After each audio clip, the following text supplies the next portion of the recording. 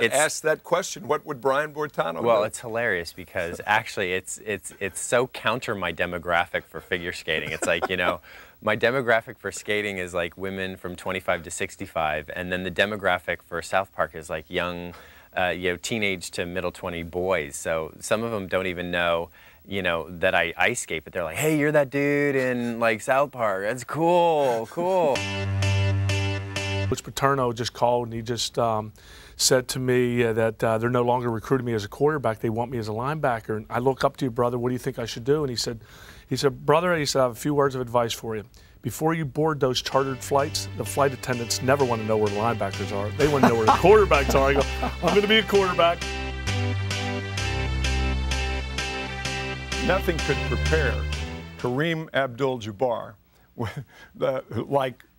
like your appearance in the movie Airplane as Roger Murdoch. My name is Roger Murdoch. I'm an airline pilot. I was flying in Europe one time, and the pilot said, Murdoch, come on. And they made me I had to get out of my seat and go sit in the cockpit, and they strapped me in, and we took off. They said, no, we want you in the cockpit with us when we take off.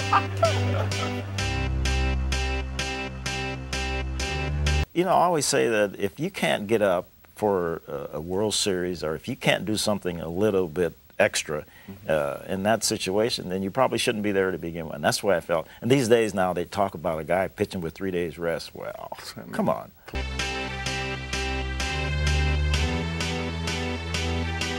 Sometimes when we have those Yankee-Red Sox games, both places. Oh, absolutely. It gets ugly. It really gets ugly. Something happens to those people when they go through the turnstile. Something happens to some of the people even when they're on an elevator. Yeah. I was coming down the elevator, last game of a series, and I get on whatever floor, 6th, 7th floor, and 2 floors down, this gentleman gets on. Well, I don't know if he was a gentleman, but he get on with his lady friend, and he looks at me and he's saying, you're Joe Torre, aren't you? I said, yeah. He says, we're going to beat you tonight. I said, well, I hope not. I said, but whatever, you know, whatever's going to happen.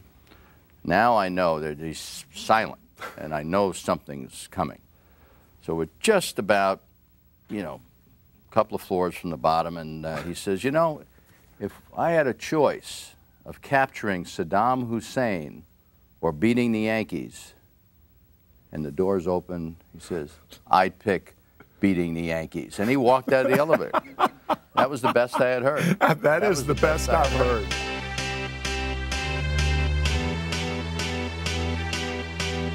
You're not leaving here unless you perform some magic trick for us. Well, the trick I just did happened on that to have show, a newspaper. and that was this is like any other newspaper. You have front page for people who want to read the news.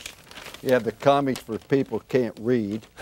And you have the editorial page for people who can't think. But, you know, this is called the Anderson Terry Resort. And magic was one of my hobbies. I had 107 things I wanted to do with my life, and I was unemployed at the time. My wife had to get a job, so we made it 108. And one of them was learn how to do magic. And you know, I wake up in the middle of the night screaming because I can't figure this out.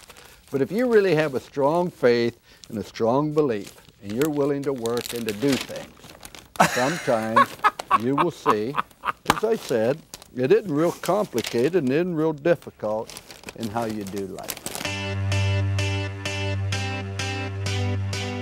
And I don't know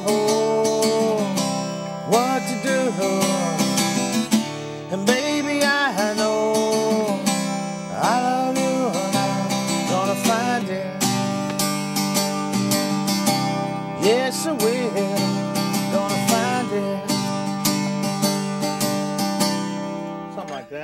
What a show.